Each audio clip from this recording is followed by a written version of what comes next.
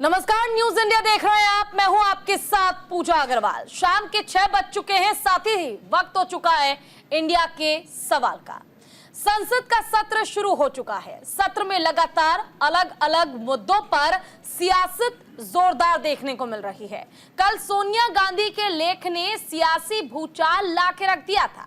सोनिया ने कई मुद्दों पर सरकार को घेरा है। सोनिया गांधी ने मोदी और बीजेपी को लोकसभा चुनाव से लेकर मौजूदा वक्त के नीट तक घेरने का काम किया। सोनिया गांधी ने कहा कि नरेंद्र मोदी को 4 जून 2024 को देश की जनता ने स्पष्ट और जोरदार ढंग से अपना फैसला सुनाया था। ये फैसला एक ऐसे प्रधानमंत्री की निजी राजनीतिक और नैतिक हार का संकेत था जिन्होंने चुनाव प्रचार के दौरान खुद को दैवीय दर्जा दे दिया था। और इस जनादेश ने न केवल ऐसे दावों को नकार दिया, बल्कि इसने विभाजन, कलह और नफरत की राजनीति को भी स्पष्ट रूप से खारिज कर दिया। जनता ने नरेंद्र मोदी सरकार के काम करने के तरीके और शैली दोनों को अस्वीकार कर दिया। सोनिया ने द हिंदू में लेख लिखकर मोदी सरकार के रवैये पर सवाल उठाया। सोनिया ने कहा कि पीएम मोदी तो संसद में एकजुटता का बयान देते हैं, लेकिन पीएम को टकराव को जानबूझकर महत्व देते हैं। प्रधानमंत्री ऐसे काम कर रहे हैं जैसे कुछ हुआ ही ना हो। इस बात का जरा भी सबूत नहीं है कि उन्होंने चुनावी नतीजों को स्वीकार किया है या जनादेश को समझा है और लाखों मतदाताओं की ओर से उन्हें दिए गए संदेश पर विचार किया है। 18वीं लोकसभा के पहले कुछ दिन दुखद रूप से उत्साहजनक नहीं रहे। कोई भी उम्मीद की हमने उनका बदला हुआ रवैया देखने को मिलेगा, वो भी खत्म हो गया। और साथ ही उम्मीद थी कि आपसी सम्मान और समायोजन की एक नई भावना और बढ़ाव उसको मिलेगा, लेकिन ऐसा भी नहीं हुआ। सोनिया गांधी के लेख में सियासी बवाल मचा हुआ है। विपक्ष सरकार पर निशाना साध रहा है और सोनिया गांधी ने अपने शब्दों में साफ कह दिया है कि इस बार जनादेश बीजेपी के खिलाफ था, नरेंद्र मोदी के खिलाफ था। बस इस बात को एनडीए स्वीकार नहीं कर पा रही। सोनिया जी की बात सही है। जो जनादेश 2024 के लोकसभा चुनाव में आया है वो नरेंद्र मोदी जी की व्यक्तिगत हार है। यही मोदी अपने दम पर 400 पार की भाषा कर रहे थे। कांग्रेस को 50 सीटें भी नहीं मिलेंगी। राहुल गांधी को बोलते थे शहजादे की जितनी उम्र है उतनी भी सीटें नहीं मिलेगी, लेकिन शहजादे ने आपको हरा दिया है मोदी जी। ये बात सही है कि आप जुगाड़ करके सत्ता पर बैठे हो। सुरती है कि अनुच्छेद 19 के तहत हर व्यक्ति स्वतंत्र रूप से अपनी बातें रख सकते हैं। सोनिया गांधी जी ने भी उसी अधिकार का प्रयोग किया है और उन्होंने जो बातें लिखी हैं उस पर कोई रोक किसी ने तो लगाई नहीं। जब कोई रोक नहीं लगी है उससे क्या मतलब है कि जो राहुल गांधी जी बार बार कहते हैं इस देश में अनडिक्लेयर्ड इमरजेंसी है, वो असत्य है। कोई अनडिक्लेयर्ड इमरजेंसी तो नहीं है। इमरजेंसी तो केवल एक ही बार लगा था, 1975 में इंदिरा गांधी जी ने लगाया था। उनका देखने का, सोनिया गांधी जी का देखने का नजरिया है एक, लेकिन एक और नजरिया है इस चुनाव के नतीजों को देखने का, वो ये है कि भारत की जनता ने कांग्रेस पार्टी को तीसरी बार जो है रिजेक्ट कर दिया है।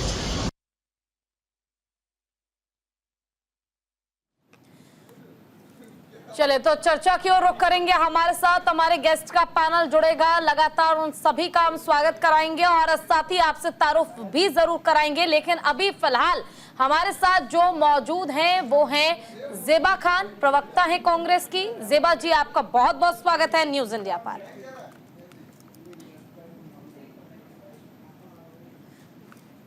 ज़ेबा जी, आपकी आवाज नहीं आ रही, अगर म्यूट है तो अनम्यूट कीजिए। जी जी, आ रही आवाज आ रही है। ज़ेबा जी, जिस तरह से अभी संसद में हंगामा मचा हुआ है, इस बार सबसे अच्छी बात यह है कि विपक्ष काफी मजबूत है और मजबूती की खुशी जो है वो आपके चेहरे पर साफ नजर आ रही है। सोनिया गांधी लगातार अपने लेख के जरिए सत्ता पक्ष को घेरती नजर आ रही है। आप इस बात से कितना तारुफ रखती हैं और आपको क्या लगता है कि वाकई इस बार कांग्रेस पार्टी या कह लीजिए इंडिया अलायंस संसद को हिलाने का काम कर देगा?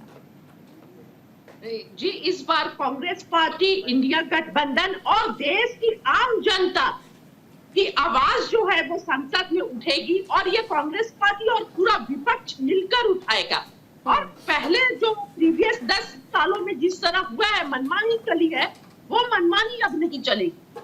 अब भाजपा जो सोच रही है कि जो पहले कर चुके हैं बिना किसी डिबेट के, बिना किसी बात के, विपक्ष को एकदम इग्नोर करके, वो अब नहीं होने वाला है। और अब देखिए ना, देश में किस तरह पेपर लीक हो रहे हैं, किस तरह युवा परेशान है और लगातार किस तरह जो उद्घाटन किए हुए एयरपोर्ट टूट रहे हैं।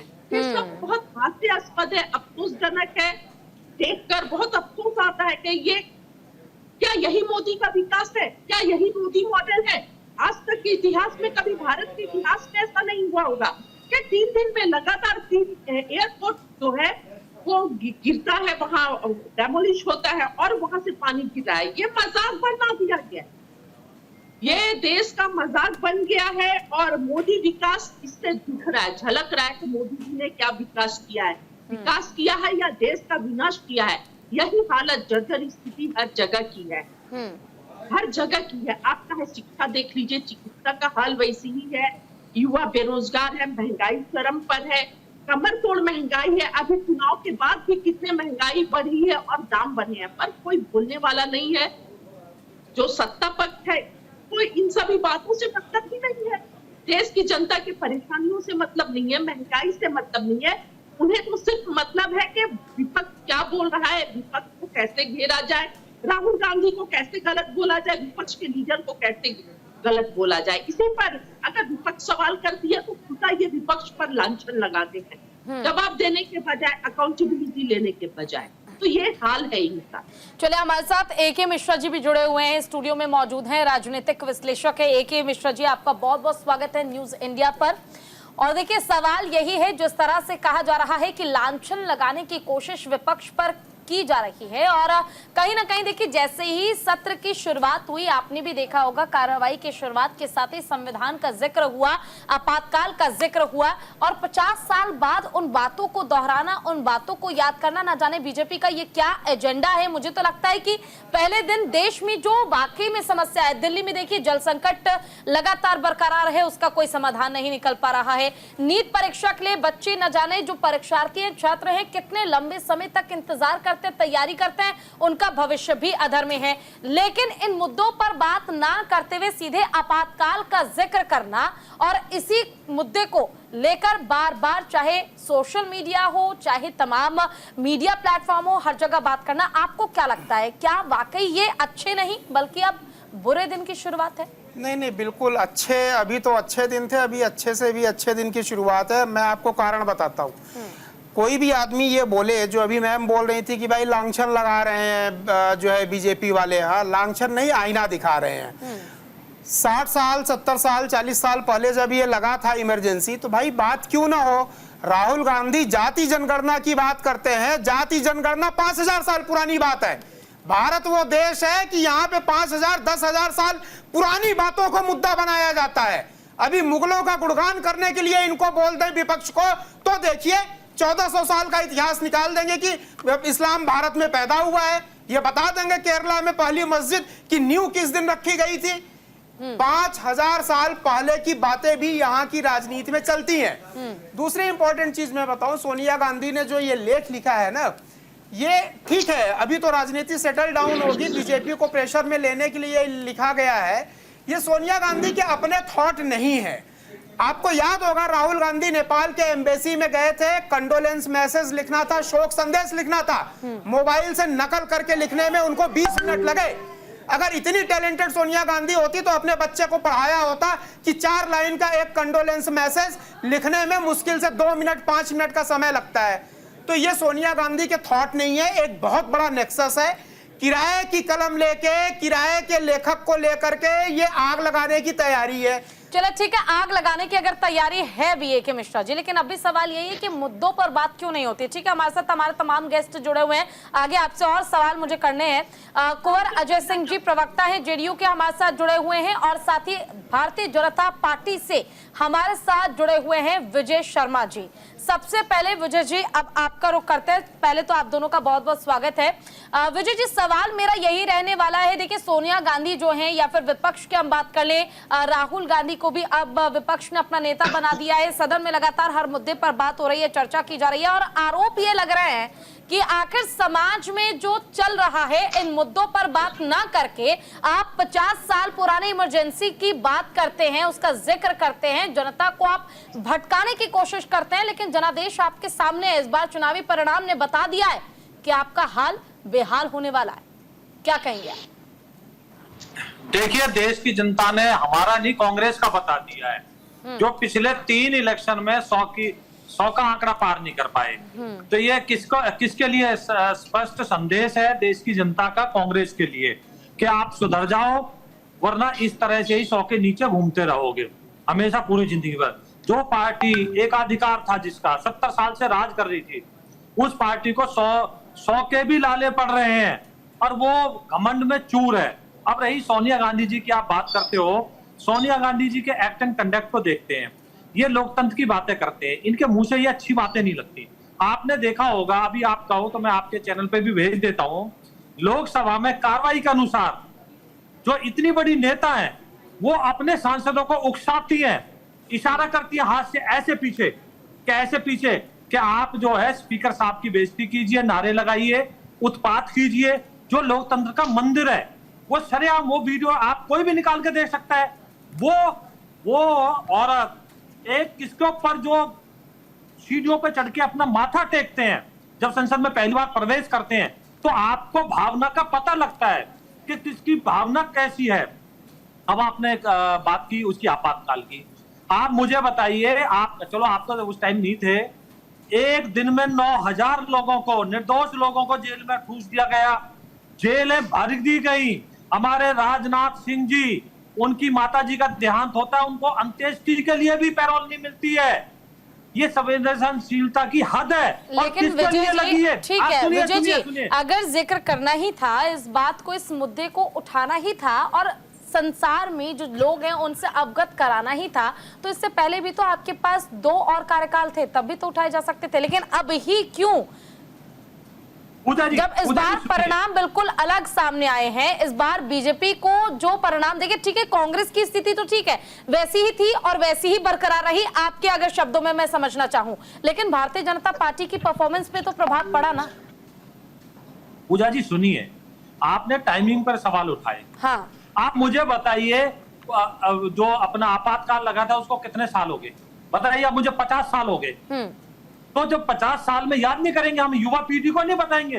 नहीं, आप बताएंगे, बिल्कुल बताएंगे। बताने का अगर फर्ज था विजय जी, तो आपके पास तो 2 कार्यकाल और थे, 2014 भी आप जीत गए, 19 भी आप जीत गए। जी सुनिए, आप जो ये जेबा जी और आप और हम जो ये निर्भीक होकर यहाँ डिबेट कर रहे हैं, आपको याद नहीं है रात को अंधेरे में अखबार, जितने भी अखबार थे उनकी बिजली काट दी गई, अखबार नहीं निकलने बंद हो गए, जितने पत्रकार थे जेलों में ठूस दिया गया। क्या देश 19 महीने के लिए मौलिक अधिकार छीन लिए गए? किसके लिए? एक इंदिरा गांधी के लिए। बोलिए जेबा जी। धनबल के आधार पर जीती थी और माननीय उच्च न्यायालय ने उनको अयोग्य करार दिया। देश में बोलिए जेबा जी, बोलिए। राज्य सरकार को बर्खास्त कर दिया गया, राष्ट्रपति शासन लगा दिया गया। चुनी हुई सरकारों को बर्खास्त करने का काम कांग्रेस ने किया है, तो क्या देश को बताया नहीं जाएगा? चले ठीक है विजय जी, बोलिए। देखिए, तो आपातकाल का कांग्रेस पार्टी के हर लीडर ने माफी मांगी और किसी ने उसकी सराहना नहीं की। इंदिरा गांधी जी ने भी लगातार माफी मांगी, लेकिन जब माफी मांग लेते हैं, यानी हमने अपनी गलती को स्वीकार किया, तो उस पर फिर चर्चा का कोई विषय नहीं बनता है। वो चर्चा बंद हो जानी चाहिए और आगे 50 साल पीछे नहीं देखकर आगे देश में क्या होगा, हमें चर्चा का विषय वो होना चाहिए। और आज हम आपको? सिर्फ 1 साल लोग ये था ना, 1 साल आपातकाल था, लेकिन आज 10 सालों से हर हमेशा आपातकाल है। जब नेशनल मीडिया को ले लिया ठीक है। एक्चुअली आप गलत बोल रहे हो। कुंवर अजय सिंह जी हमारे साथ जुड़े हुए हैं जेडीयू से। पूजा जी मुझे 1 मिनट बोलने का समय बोलिए, दीजिए। बोलिए। आज तो हर रोज आपातकाल है। मणिपुर पर सही बोला जाता है, मणिपुर अब तक जल रहा है। हाथरस की बिटिया का बलात्कार किया जाता है, आधे रात में 100 को जला दिया जाता है। यह आपातकाल नहीं है। दिल्ली की जंतर मंतर से देश की सबसे सजग महिलाओं को उठाकर फेंक दिया जाता है, आपातकाल नहीं है। किसान जब आंदोलन कर रहे थे, 1 साल में 750 किसान शहीद हो जाते हैं। मोदी जी ने कुछ नहीं किया, आपातकाल नहीं है। किसानों को शहीद करने वाले, गाड़ी पर के नीचे कुचलने वाले के पिता सत्ता में बने रहे, गृह राज्य मंत्री बने रहे, लखीमपुर खीरी के हत्याकांड। यह आपातकाल नहीं है। एक साथ सारे विपक्ष के एमपी को बर्खास्त कर दिया जाता है, ये आपातकाल नहीं है। चलो ठीक है ज़ेबा जी, ऐसे कई ऐसे मुद्दे देखिए सवाल खड़े होने लग जाए तो मुझे लगता है कि सत्ता पक्ष हो या विपक्ष, दोनों ही जनता की परेशानियों के जिम्मेदार हैं। कुंवर अजय सिंह जी हमारे साथ जुड़े हुए हैं, मैं आपके पास दोबारा आऊंगी। बोलना चाहती हूँ, हाँ, ये लोग आवाज सुनना पसंद नहीं करते हैं। मेरा 2 फेसबुक पेज बंद कर दिया गया, क्यों? क्योंकि मैंने आवाज उठाई थी किसान आंदोलन। अरे वो माइक इसलिए बंद कर दिया गया कि नए संसद भवन में कहीं भूकंप न आ जाए। और ये राहुल गांधी बोलने लगेंगे। मुगल की याद कराते हैं। उन्होंने बोला था ना कि मैं बोलूंगा तो भूकंप आ जाएगा। मुगल तो नई संसद भवन गिर जाए, इसलिए आवाज बंद कर दिया गया। मुगल को इन लोगों ने जिंदा रखा है। इन लोगों की दाल रोटी चलती है, राजनीति रोटी। चलो ठीक है, कुंवर अजय सिंह जी हमारे साथ जुड़े हुए हैं, उनका रुख कर लेते हैं। कुंवर अजय जी देखिए, अभी फिलहाल आप क्योंकि एनडीए का हिस्सा है तो एक सवाल जरूर उठता है, और सवाल ये है कि अश्विनी चौबे कहते हैं कि बीजेपी अकेले अपने दम पर बिहार में चुनाव लड़े तो बेहतर होगा। जब चुनाव से पहले एनडीए के हर एक नेता ये कहते नजर आए थे कि अरे यार इंडिया अलायंस क्या है, चुनाव के बाद आप देखिए कैसे खंड खंड हो जाएगा इंडिया अलायंस। लेकिन फिलहाल जो स्थिति है, जिस तरह की बयानबाजी हो रही है, इस बयान को लेकर और फिलहाल की स्थिति को लेकर क्या लगता है आपको? इंडिया अलायंस की स्थिति बिगड़ेगी कि एनडीए की मुश्किलें बढ़ जाएंगी? पूजा जी, अभी आपने जो भी मसला उठाया ये बहुत ही संवेदनशील है। और कांग्रेस के प्रवक्ता वहन जेबा जी कह रही थी, अरे सच को आज किस बात का, जो हुआ है उसे कहने में क्या दिक्कत है? हम अगर कह रहे हैं सर, अगर इमरजेंसी कांग्रेस ने लगाया, सुन लीजिए, बीच में ना बोलिए, हम लोग आपके टिक्का टिप्पणी नहीं कर रहे थे, सुन लीजिए पहले।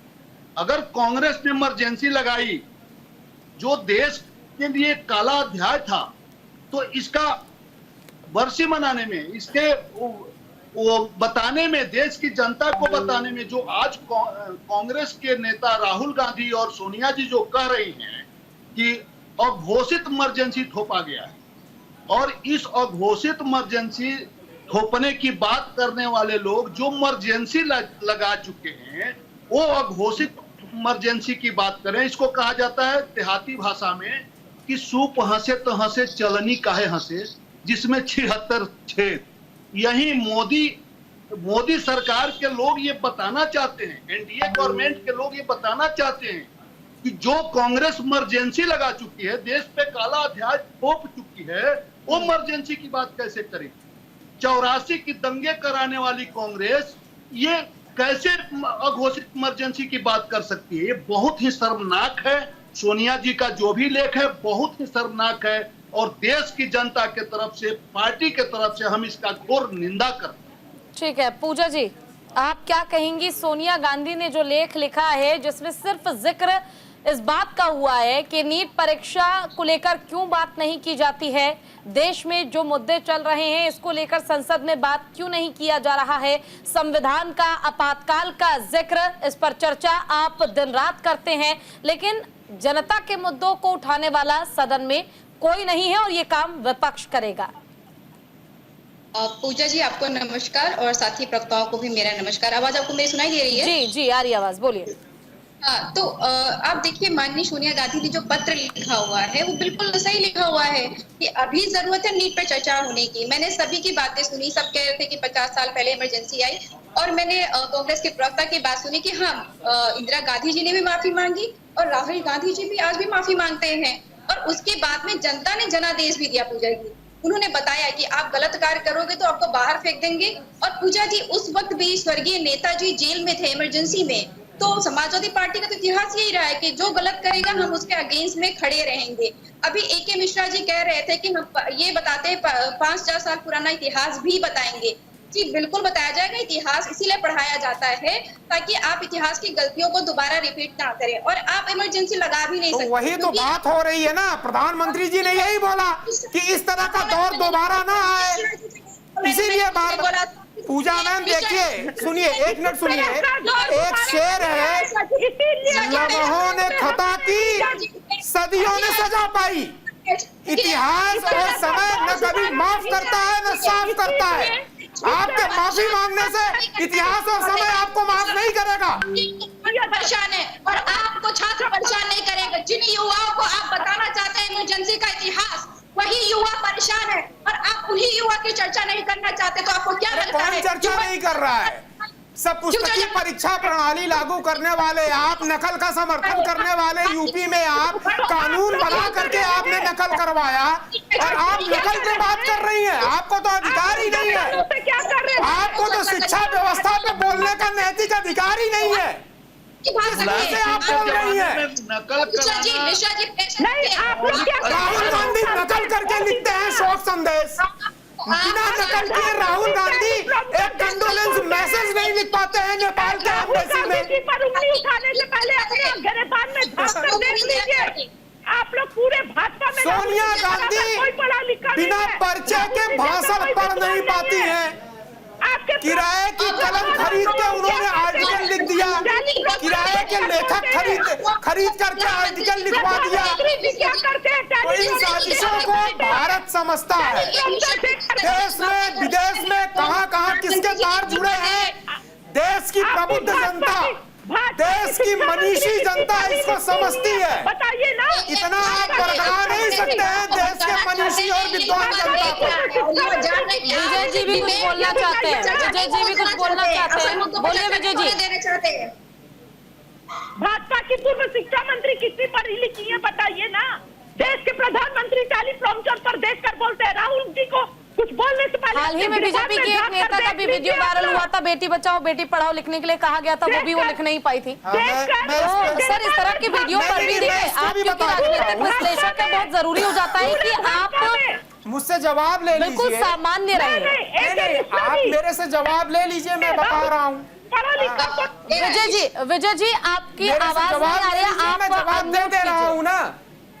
AK मिश्रा जी पूरे भाजपा में, मिश्रा जी आप प्रवक्ता हैं ना भाजपा के? अरे मैं ना कांग्रेस का ना भाजपा का।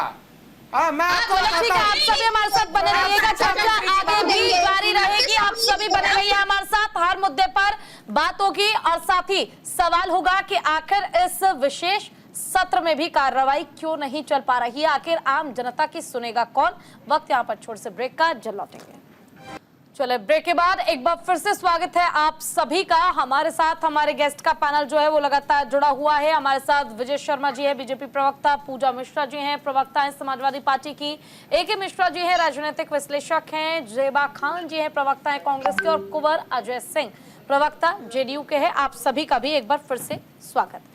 अब ठीक है, देखिए जिस तरह से लगातार सवाल ये उठ रहा है कि सदन में जो मुद्दे हैं उन पर चर्चा ना करके, उन पर बात ना करके फालतू की बातों का जिक्र करते हैं प्रधानमंत्री नरेंद्र मोदी और NDA के तमाम सांसद।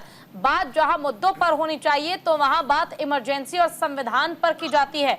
AK मिश्रा जी आपकी ओर आते हुए देखिए, जो सवाल है जो खुद जेबा जी ने भी खड़ा किया कि शिक्षा मंत्री ये तक नहीं लिख पाती हैं बेटी बचाओ बेटी पढ़ाओ, और फिर बात बीजेपी अपने नेताओं की करती है, बात बीजेपी विकास की बात करती है, आखिर ऐसे कैसे होगा? देखिए, मैं आपको एक बड़ा पुराना उदाहरण देता हूँ, इतिहास की ही बात चली है। कबीर ने क्या बोला था, मसी कागज छुयो नहीं, यानी मैंने कभी कागज नहीं छुआ। मैं कबीरदास वाकई में अनपढ़ थे, लेकिन राष्ट्रभक्त थे, समाज भक्त थे, सज्जन थे। इन पढ़े लिखे जाहिल लोगों से, षड्यंत्रकारी नेताओं से एक अनपढ़ नेता बेहतर है। मैं इसको मानता हूं, जो राष्ट्रभक्त है, राष्ट्र के बारे में सोचता है। पढ़ लिख करके सब कैम्ब्रिज से आए हुए हैं, देश के खिलाफ षड्यंत्र कर रहे हैं, चाइना के साथ मिलकर के षड्यंत्र कर रहे हैं। दूसरी इंपॉर्टेंट चीज, अगर पढ़ाई की बात है, सुन लीजिए जेबा मैम, सुन लीजिए, राहुल गांधी कितने पढ़े हैं? नेपाल एम्बेसी में शोक संदेश लिखना था 20 शब्द का, नहीं लिख पाए, 5 बार मोबाइल देते हैं, और कैम्ब्रिज से पढ़े हैं, कैम्ब्रिज से पढ़े हुए हैं वो। कहां पहुंच गए? बैसाखी लेकर चल रहे हैं। राहुल जी पर टीका टिप्पणी बंद कीजिए। और अरे वीडियो है मैडम, वीडियो है, नेपाल एम्बेसी में इस देश का प्रधानमंत्री बनने की लालसा रखने वाला आदमी शोक संदेश नहीं लिख पा रहा है, नकल कर रहा है मोबाइल से, और देश जान रहा है। शर्म की बात है। अपने नेता पर पकड़े, सर आनी चाहिए। नहीं, शर्म, देश को शर्म है, आप तो करेंगे, देश को शर्म है कि भारत का होने वाला प्रधानमंत्री शोक संदेश मोबाइल से देख के नकल करके लिखता है, पूरे देश को शर्म है। बहुत बहुत शुक्रिया कि और उसके बाद वो छुपाता है उस चीज को। अरे नहीं लिख पा रहे, कोई बात नहीं, एक्सेप्ट कर लो, जो है हृदय से पवित्र रहिए, मन से पवित्र रहिए, बहुत बहुत मन से पवित्र रहिए, जो कबीरदास ने बोला है, भावना प्रधान देश है ये, भावना देखी जाती है, राष्ट्र प्रेम देखा जाता है, राष्ट्रद्रोह नहीं देखा जाता है। बहुत पढ़ लिख करके राष्ट्रद्रोह में लिप्त रहो, सारे मुद्दे भारत के खिलाफ उठाओ, माचिस लेके आग लगाओ, तो इस पढ़ाई लिखाई का क्या फायदा है आपके, इस ज्ञान का क्या फायदा? 1947 में जो देश को आजादी मिली थी वो भीख में मिली थी। देश को आजादी नहीं मिली थी, देश को लुटा दिया था, पाकिस्तान और बांग्लादेश बना दिया था। नेहरू जी ने पाकिस्तान लुटाया, बांग्लादेश लुटाया, अक्साई चीन लुटाया, 30% से ज्यादा जमीन और रिसोर्सेस तो नेहरू ने खुशी में लुटा दिया, जैसा उनके बाप का था, माफी में लुटा दिया देश को। बात मत कीजिए, देश के पहले प्रधानमंत्री के लिए बदतमीज जैसा बात मत कीजिए। देश के दो टुकड़े होने से क्यों नहीं रोका? वो बोल सकते थे ना, यही मैंने बोला, भावना, वो बोल सकते थे ना कि भाई मैं प्रधानमंत्री नहीं बनूंगा, लेकिन देश एक रहना चाहिए, देश के टुकड़े नहीं होने चाहिए। नेहरू जी ने ये क्यों नहीं ऑफर रखा कि मैं प्रधानमंत्री नहीं बनूंगा, लेकिन देश इकट्ठा रहना चाहिए? प्रधानमंत्री ने, नेहरू जी ने क्यों नहीं रखा? कोई खैरात में मिला था क्या कि देश के टुकड़े लुटाते जाओ? कभी अक्साई चीन दे दिया, कभी तिब्बत दे दिया, कभी पाकिस्तान दे दिया, अब राहुल गांधी अरुणाचल प्रदेश देने पे लगे हुए हैं, बोल रहे हैं अरुणाचल प्रदेश दे दो। भाजपा होती तो देश के जमीन को बेच देती, बेच नहीं देती, पेशावर से लेकर चिटगांव तक एक होता। अगर भाजपा उस वक्त पावर में रही होती तो पेशावर से लेकर चिटगांव तक भारत एक रहा होता। आप लोग तो माफी मांग रहे थे, भाजपा में बताइए ना कितने शहीद है। माफी कोई किसी से माफी नहीं मांग रहा था, कोशिश ये हो रही थी कि कैसे भी करके देश के टुकड़े होने से बचा लिया जाए, शांति और सौहार्द स्थापित किया जाए, कोशिश ये हो रही थी। भी हमारे साथ जुड़े हुए हैं, ब्रेक से पहले वो कुछ कहना चाहते थे, अपमान करते हैं आप लोग, शहीदों का अपमान करते हैं। खून कटा के जो शहीद बनना चाहते हैं ना, उनको जनता वैसे ही देती है। पिछले 40 साल, सन 84 के चुनाव को, विजय जी क्या आपको मेरी आवाज मिल रही है? लेके 100 तक की गिनती कोई कांग्रेस का नेता गिना नहीं पाएगा। विजय जी क्या आपको मेरी आवाज आ रही है? जी जी जी जी विजय जी बोलिए, ब्रेक से पहले आप कुछ बोलना चाहते थे। जी मैं जवाब देना चाहता था, जेबा जी ने ये मणिपुर का मुद्दा उठाया, जैसे इन्होंने नीट का मुद्दा उठाया, ऐसे मणिपुर का बड़े जोर शोर से उठाया था कि इस पे बहस कीजिए। जब बहस शुरू की, जब प्रधानमंत्री मोदी जी बोलने शुरू हुए, 5 मिनट में ये वॉकआउट करके भाग गए।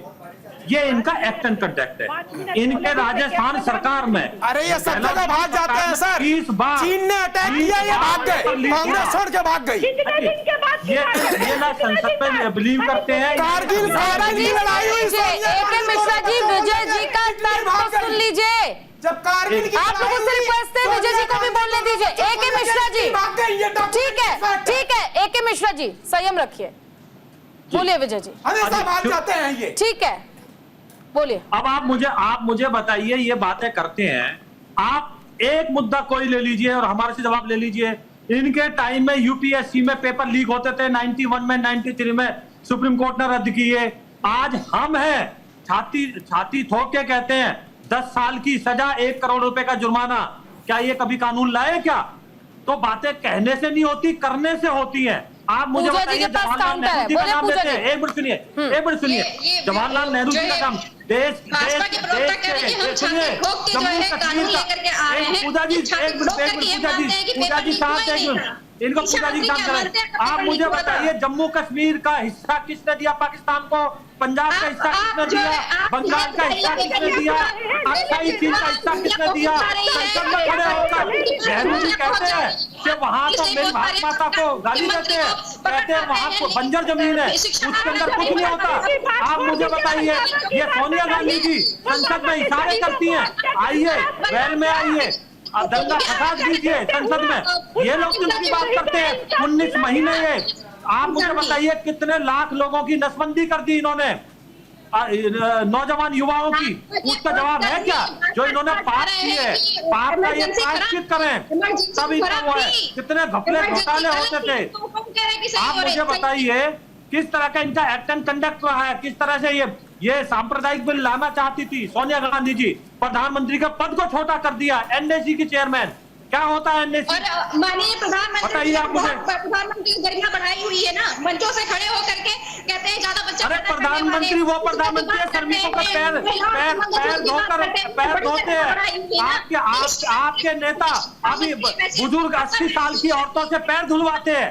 शर्म आनी चाहिए आपके, ये नेता है आपके नेता अखिलेश जी अपने बुजुर्ग बाप को किस तरह से बदतमीजी करते हैं। चुनाव आयोग तक लड़ाई जाती है, बाप बेटे की पार्टी छीनने के लिए लड़ाई में। आप देखो, चुनाव आयोग में पार्टी मेरी है, पार्टी मेरी है, किस तरह से चाचा भतीजे माइक को छीनते हैं। पूरी जनता ने देखा किस तरह से, अखबारों में, टीवी में हमने देखा कि माननीय नेताजी को धक्का देने का, थप्पड़ मारने का काम किया। वो आप जानते झूठ था या सच था, पूरे मीडिया चैनलों में चला। तो आप तो इस तरह से दरख्ताज, तो आप बात करते हो, आप लोगों को नकल क्यों करते हो? नकल कुंवर अजय सिंह जी जुड़े हुए हैं, उनका अब रुख करते हैं, थोड़ा शांत करते हैं माहौल, ठीक है? होती है कुंवर अजय सिंह जी को उनसे सवाल, राम भक्तों पे गौर नहीं करते हो आप। ठीक है विजय जी हो गया, ठीक है।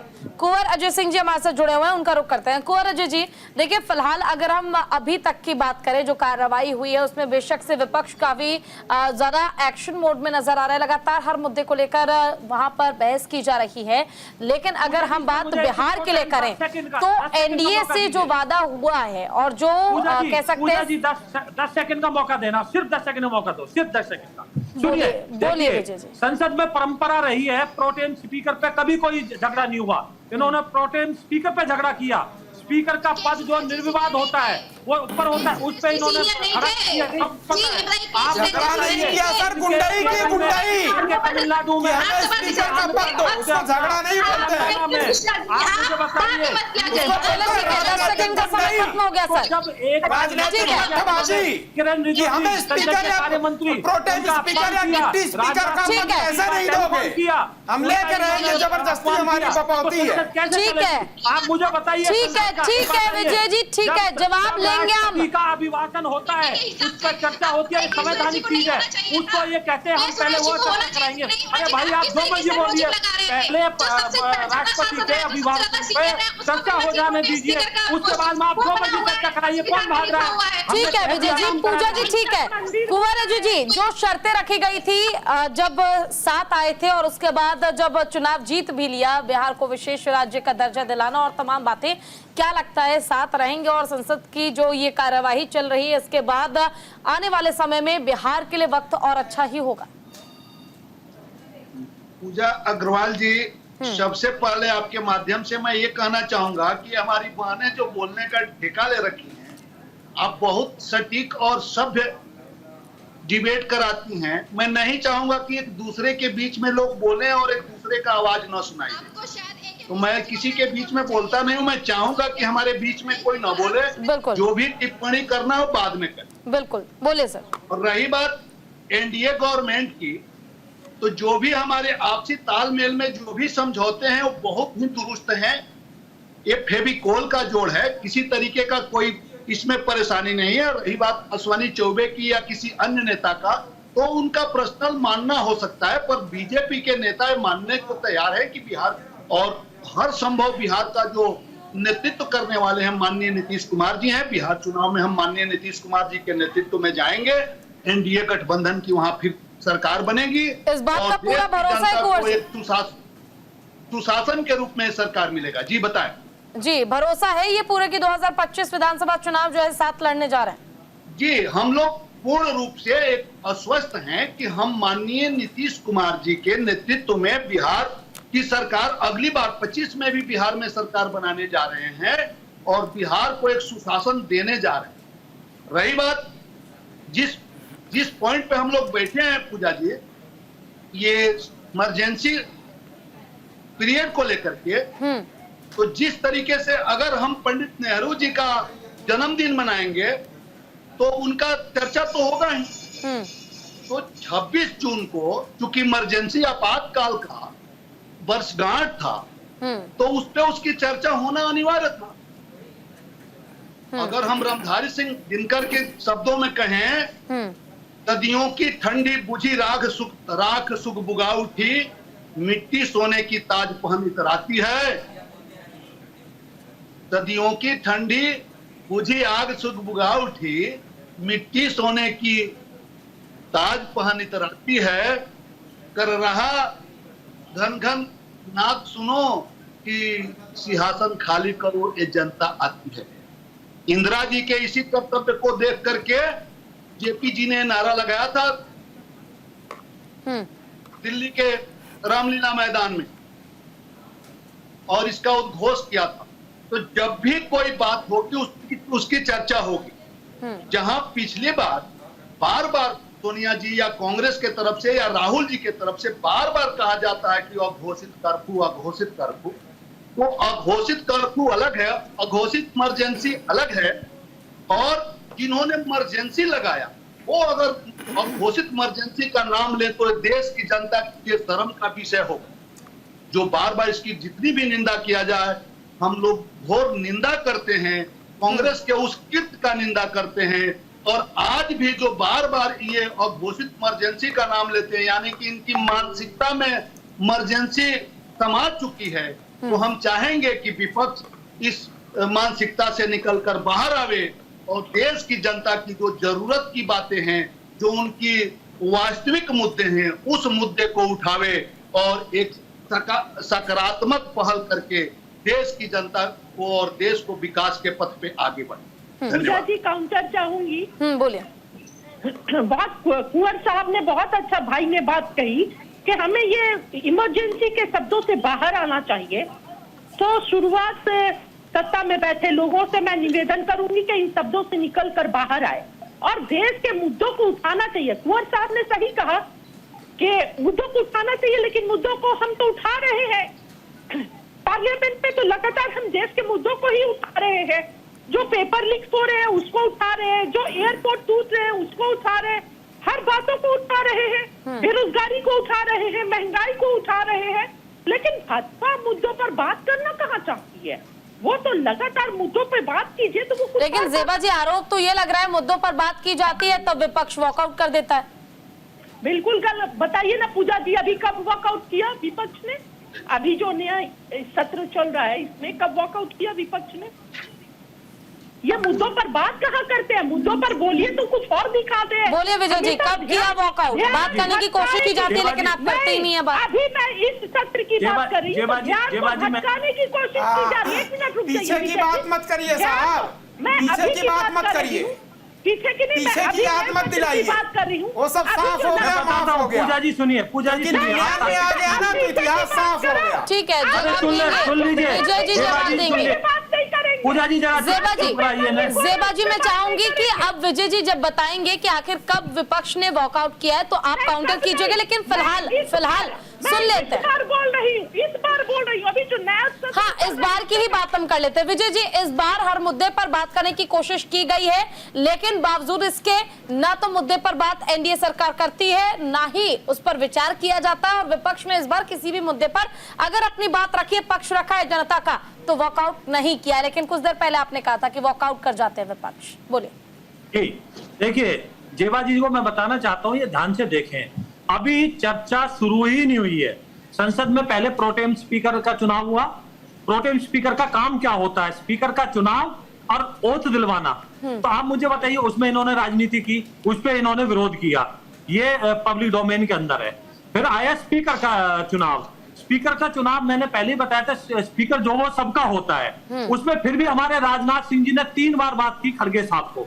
उन्होंने कहा हम आपको बताते हैं, इन्होंने नहीं बताई। तो आपको भी पता होगी, जिस दिन से देश आजाद हुआ है और गणतंत्र राष्ट्र बना है 1950, जब से संविधान हमारा लागू हुआ है, तब से आज तक राष्ट्रपति के भाषण अभिभाषण पर हमेशा चर्चा होती है। उसके बाद में मुद्दे उठाए जाते हैं। तो अब ये क्या चाहते हैं कि जो संवैधानिक जो है एक देश के सामने खड़ा हो जाए कि अभिभाषण पर चर्चा ना हो और इनकी चर्चा। अरे भाई आप शांत रहिए, अभिभाषण पर चर्चा में भी आप जो मर्जी बोलिए, पर आप शुरू तो कीजिए। अब ये कहते हैं कि उस पर नीट पर बात करें। नीट अभी इतना चलना है, अभिभाषण की चर्चा का समय हमने इतने घंटे का दिया, शायद अभी तक किसी को नहीं मिला जितना अब की बार संसद ने टाइम दिया है। उसमें आप जो मर्जी बोल सकते हो, नीट पे बोलिए, मणिपुर पे बोलिए, किसी पे बोलिए। तो आप मुझे बताइए, प्रोटेम स्पीकर चर्चा किससे पक्ष भाग रहा है? हमारे किरण रिजिजू जी संसदीय कार्य मंत्री थे, उन्होंने इनको बात की, उनका किस तरह से अपमान किया गया, किस तरह से राजनाथ सिंह जी ने बात की। तो आप मुझे बताइए, ये सब कुछ सामने देश देख रहा है, देश की जनता देख रही है, तो आप आरोप लगाते हो और भाग जाते हो। आप मुझे बताइए, चर्चा किसी नियम के तहत ही तो होगी, या आप संसद में घुसे हो इसलिए आपने चर्चा शुरू कर दी? पहले राष्ट्रपति का जो अभिभाषण पर चर्चा है उसमें या तो आप बात कह लीजिए, या उसके बाद में आप नियम के तहत आप नोटिस दीजिए। ठीक है, पूजा जी के पास आना चाहूंगी। ठीक है पूजा जी, क्या वाकई आपको ये लगता है, जो विजय जी लगातार आरोप भी लगा रहे हैं कि विपक्ष को मौका मिलता है लेकिन बात ना करके, चर्चा ना करके हंगामा करते हैं, वॉकआउट कर जाते हैं, क्या वाकई वक्त जो है वो विपक्ष को नहीं मिल पाता? या फिर ये समझा जाए कि विपक्ष जो है वो अगर मुद्दे उनके पास है भी तो उसे कैसे प्रॉपर तरीके से उठाना चाहिए, कैसे उन मुद्दों के आधार पर सत्ता पक्ष को घेरा जा सकता है, इसकी जो कला है विपक्ष के पास नहीं है। और यही एक सबसे बड़ी कमी विपक्ष की है कि मुद्दों को वो सदन में उठा नहीं पाते। पूजा जी देखिए, विपक्ष सदा से ही मुद्दों को सदन में उठाता रहा है और बड़ी मजबूती के साथ में उठाता रहा है। और अभी सबसे जरूरत की चीज है कि जो 17 साल के बच्चों ने जो है 24 लाख जो बच्चों ने नीट का पेपर दिया, उनकी मानसिक स्थिति को देखते हुए सबसे पहले उस पर चर्चा होनी चाहिए, उसको शॉर्ट आउट करना चाहिए। पहली बात हो गई। और दूसरी बात ये कहते हैं सदन में चर्चा करना चाहते हैं। पूजा जी, जब इन्होंने 150 सांसदों को निष्कासित किया था, तब इन्होंने कितने सारे एक्ट में अमेंडमेंट कर लिया हुआ था। इन्होंने फॉरेस्ट कंजर्वेशन एक्ट में अमेंडमेंट किया था, क्रिमिनल जस्टिस एक्ट में अमेंडमेंट किया था। तब के इनको नहीं लगा था कि विपक्ष के साथ में डिस्कशन होना चाहिए? अब ये कह रहे हैं कि साथ में डिस्कशन होना चाहिए। ये हम हमेशा कहते रहे कि जो है सरकार बहुमत से बनती हुई है, पर जो है सर्वमत से जो है सरकार चलाई जाएगी। पर ये सर्वमत को सुनते कहाँ है? ये सुनना पसंद ही नहीं करते। ये कोई जो है सजेशन चाहते ही नहीं है। आप जैसे कि कह रहे थे कि नहीं, इमरजेंसी पे चर्चा होनी चाहिए थी। माननीय प्रधानमंत्री को इतनी इमरजेंसी क्या पड़ी थी कि इमरजेंसी पे चर्चा 24 तारीख को ही कर लिया। 24 तारीख को पहला सदन चला था ना। आप 25 तारीख को मुखातिब हो जाते मीडिया से, 24 तारीख को जब मुखातिब हुए थे मीडिया से, तब सबसे पहले आपको नीट की चर्चा करनी चाहिए थी। लेकिन नहीं, आपको तो किसी भी तरीके से विपक्ष के ऊपर जिम्मेदारी डालनी है। पहली बात ये हो गई। दूसरी बात, पूजा जी, ये जो है इमरजेंसी घोषित नहीं कर सकते हैं, क्योंकि जब 1975 में इमरजेंसी घोषित हुआ था और उसके बाद में जो रिजल्ट आया था, उसके इतने एडवर्स रिजल्ट आए हुए थे कि हाँ ये बुरा हो गया, तो उस एक्ट में बदलाव लाया गया। उस एक्ट जो इमरजेंसी जिस तरीके से लागू की जाती है, उसमें कुछ अमेंडमेंट हुए कि अब दोबारा इस तरीके से इमरजेंसी नहीं लाई जा सकती। नहीं, वरना ये इमरजेंसी पे ला दिए होते। जो अघोषित इमरजेंसी कही जा रही है, वाकई में कही जा रही है। आप सांसदों को पूरा निष्कासित कर देते हैं। उस टाइम पे 63 सांसद आपने निष्कासित किए हुए थे, पूरे सदन को हटा दिया, आपने 150 निष्कासित कर दिए, और फिर भी कह रहे हैं कि इमरजेंसी नहीं है। तो ये सार्थक चर्चा करना ही नहीं चाहते। ये चाहते ही नहीं कि उन पे चर्चा हो जो इनकी गलत नीतियां हैं। इनको चर्चा करना पड़ेगा। और समाजवादी पार्टी और इंडिया अलायंस से चर्चा करना चाहती है। चर्चा करिए, समाधान निकालिए। पूजा जी, आप देखिए, मीडिया पहुंच जाती है कल्प्रिट के पास में, फिर इसके बाद इनको पता चलता है कि हाँ ये कल्प्रिट है और इसको जो है पकड़ना चाहिए। जब छात्र जाते हैं सुप्रीम कोर्ट, तब इनको पता चलता है कि हाँ सीबीआई से जांच करानी चाहिए। जब छात्र प्रोटेस्ट करता है, विपक्ष प्रोटेस्ट करता है, तब इनको पता चलता है कि पेपर रद्द करना चाहिए या री एग्जाम कराना चाहिए। और एनटीए ने जो पेपर लीक करा है पूजा जी, अब वो फिर 3 एग्जाम कराने जा रहे हैं। ऐसे विडंबना है भाई। जिसके हाथ में आपने दिया था एग्जाम का दायित्व, और उसने लगातार इतने पेपर लीक हुए, इतनी धांधलियां हुए, आपने फिर उसी के हाथ में ठीक है जब सीपीटी बोलना चाहूंगी जेबा जी, हमारे पास वक्त बहुत कम है, इसलिए मैं चाहूंगी लास्ट रिएक्शन आप सबसे मैं ले पाऊं। लास्ट रिएक्शन आपका जेबा जी। नहीं, एक बात और, लोकसभा में जो मंदिर है हमारे देश का, लोकतंत्र का मंदिर, लोकसभा में राहुल जी का माइक को बंद करना और राज्यसभा में खड़गे जी का माइक को बंद करने का क्या मतलब होता है? जब नीट के पेपर लीक पर सवाल किया जा रहा था, देश के युवाओं के भविष्य पर चिंता जताया जा रहा था, तो माइक को डाउन किया जाता है। ये क्या है? क्या ये आपातकाल नहीं है? ये आपातकाल नहीं है तो और क्या है? बताएं हमारे भाजपा के प्रवक्ता। और ये कब बंद होगा? हमारे नेताओं के ठीक है विजय जी, जल्दी से जवाब चाहूंगी। देखिए जेबा जी, देखिए ये झूठे के मंदिर का अपमान किया जाएगा। इनको जेबा जी आप सुन लीजिए, जेबा जी आप सुन लीजिए, वक्त बहुत कम है, आपके सवाल का जवाब भी इम्पोर्टेंट है। करवा सकते हैं। सुनिए अब, बोलिए विजय जी। जेबा जी सुनिए, ना किसी का माइक बंद किया गया और ना ही किसी को बोलने से रोका गया।